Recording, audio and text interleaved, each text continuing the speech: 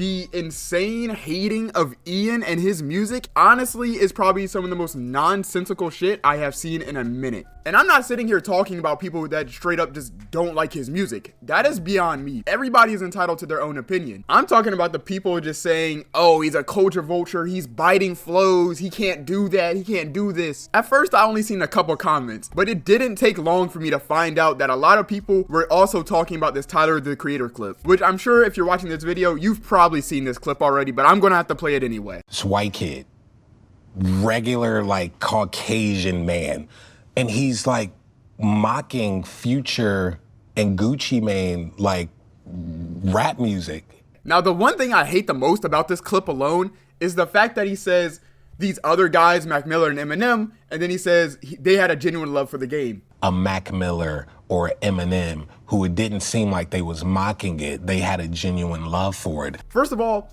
it's already a fucked up thing to say somebody does not have love for rap music. Like, you don't know this nigga personally, so that was wild as shit. Now, before I go any farther, I gotta talk about Ian's early career a little bit, starting with the first time I ever even heard an Ian song, which was a year before he ever got this much traction. Now, the reason I even heard this song in the first place is because it was produced by 20 World, which is somebody I used to listen to because he was in a collective called Crestfallen. Now, I knew of Crestfallen because one of my IRLs were in it, but the group had producers and rappers such as Jake Hansen, who worked with people like 1AM and Isaiah. TDF, who is another member of the group, has also worked with 1AM, Xavier So Based. Perk 40 has worked with Osama Sun, and even 20 World himself has worked with Jace on multiple occasions. But this shows me one thing. I understand people think Ian came out of absolutely nowhere, but we're not going to sit here and ignore that he was working with the underground for a while. When I was looking into this a little more, because I really wanted to understand why people thought he was like this crazy industry plant and whatnot, I went back on his SoundCloud and I realized something. He was an underground producer the entire time. However, in July of 2022, he drops his first single, G63, and it's produced by himself. However, people love to call out Ian for being signed to labels when he was coming up. It took quite a bit of digging to even find out when he signed to these labels in the first place, and the first one he ever signed to was Dog Dog Records. And if you're wondering who that is,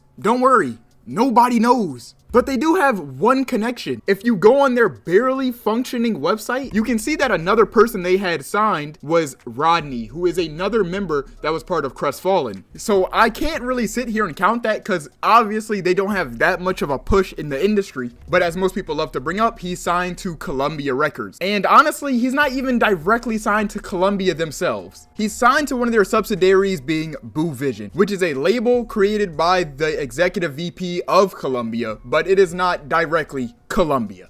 And mind you, he only got this deal after he got one of the most viral songs to ever grace TikTok. And these labels aren't dumb. They know TikTok can get somebody to stardom. And obviously, they would want to sign somebody going up at such a fast rate as him. And this proves to be a smart move because if I were to name the other Boo Vision artists, you probably would not know who I'm talking about. But that pretty much entirely sums up what I have to say about the whole record label conversation. I mean, he put the work in for what, 6 years he was producing and making music, and then for 2 years he was mad consistent, dropping by himself under Dog Dog, and then eventually, you know, he got his viral hit, went crazy, got signed to Columbia, went crazier.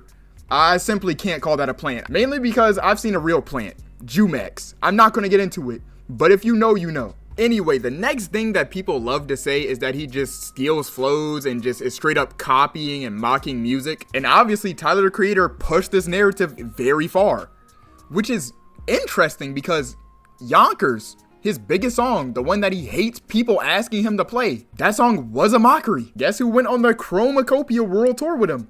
Lil Yachty. Guess what his music started off as? Everybody saying, this is literally just meme music, this is a joke, this is not hip hop, he's not taking it serious. Wow.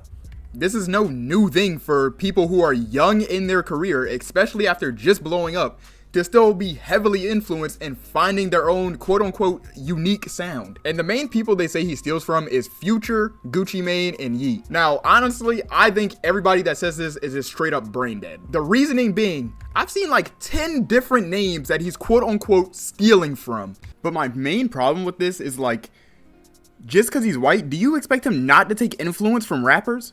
Do you guys think that white people are just going to completely leave rap alone? It's not going to happen, gang. It's too big. Y'all made it massive. Now everybody wants to do it. In what world is that their problem at all?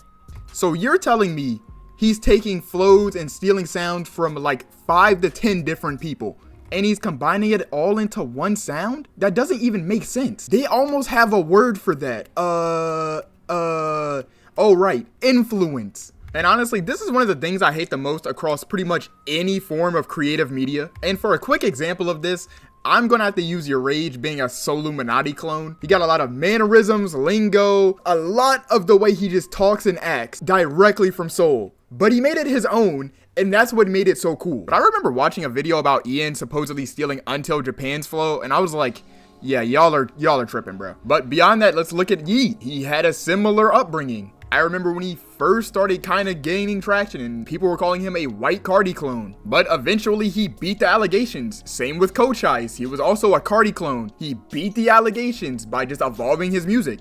Ian was born in 2005, gang. He is 19 and he's been popular for what, a year or less? And then he compares him to Eminem, which is almost hypocritical because a lot of Eminem's early music sounds very similar to other people. But here's where I think one of the main problems lies, and I wanted to wait as long as possible without talking about this. I think a lot of this narrative is driven by their upbringings. I tried to avoid bringing this up, but I can't even ignore it because a lot of the hate comments that I saw were the fact that he is essentially, I guess, rap capping, I guess. People really have like a problem with his overall image and almost everything he does. On surface level, this may seem like a very valid complaint until you actually start looking at the lyrics, especially the ones in his most popular songs, which are the ones that people are most likely to be hating on. 90% of what he's saying is just about the typical things: smoking, money, cars, clothes, women. It's the regular stuff, bro. He even talks about guns, but not even like the way where it's like crazy. People have blown this like so far out of proportion that it doesn't even make sense now. I've seen many comments of people saying that he's cosplaying as some kind of thug, but then you take a look at his From the Block performance and he's performing his most popular song, but he's sitting there in the backyard of some suburban house with who I think is his actual family. If he really wanted to play into that quote unquote thug cosplay, why would he not go onto some actual block and record this? But guess who we all praised though? One of my favorite artists, Lil Tecca. His biggest song, Ransom, is literally about holding people ransom. I don't have no strap. Do it again, he's talking about flipping packs. Then he goes on Genius and talks about how he's actually just a good kid. But even before the Genius interview, nobody cared to question it. Why? He's just some black guy from New York. Who knows? So again, this makes up another argument I cannot understand nor get behind. The argument by itself is just completely fundamentally unstable. It makes no sense. That said, I still have more ways to poke holes into it, all using Tecca's words still. My favorite movie of all time, probably Interstellar. Is it based on a true story? No, not at all. Exactly. True. Yeah. Every good movie don't gotta be based on a true story. Because at the end of the day, I'm a melody writer, I'm a songwriter. If I could get you to bop your head, my job is done. Just like a director. You could leave with a message from that movie, his job is done, no matter if it's based on a true story or not. I would really understand if Ian was playing this up heavily, but who hasn't thrown in things that weren't true for a couple lines just because it sound good? So besides a couple lines hinting at some thuggatry, I see some people complaining about how he's rapping about like some kind of struggle or like being stressed in life. But let me set a perspective. If you grow up somewhat wealthy, if something bad happens that stresses you out, your stress is still valid. But to other people who grew up worse than you, to them, you're just making a big deal over nothing. Everybody's standards of living are very different. I mean, I have literally looked at people I know personally and I've been like, there's no way you're complaining about that. But you gotta be mature enough to realize like, it's not really your problem. Nor is it your place to be like, this guy wasn't stressed. You don't even know what he's talking about. Like, if you didn't know what he looked like, would you really be saying the same thing? People also say he just puts on a black accent when he raps and I'm like, all right, now y'all are really pushing it, bro. Everybody has a rap voice. The same guy I knew that was rapping in Crest, I remember I was like, I could never rap. I don't think I have the voice for it. He says, everybody has a rap voice. They just find something that like sounds good to them. And I can really put that on my soul that he knows more about music than 99% of the people watching this right now. And between interviews and that Max stream he did, his voice really isn't even that crazily different. Also, he was born in St. Louis and he lived in Dallas and did like college at Clemson University. Obviously, it depends who he was hanging around, but in those areas, I'm not surprised that he sounds the way he sounds right now. Also, I remember Since 99 was going crazy without all this type of hate, by the way. But hey, shout out bro. I mean, the list of nonsense bum reasons to hate this guy just goes on and on and on. People say he's not a musician. I'm like, what does that even mean? What are y'all talking about at this point, bro?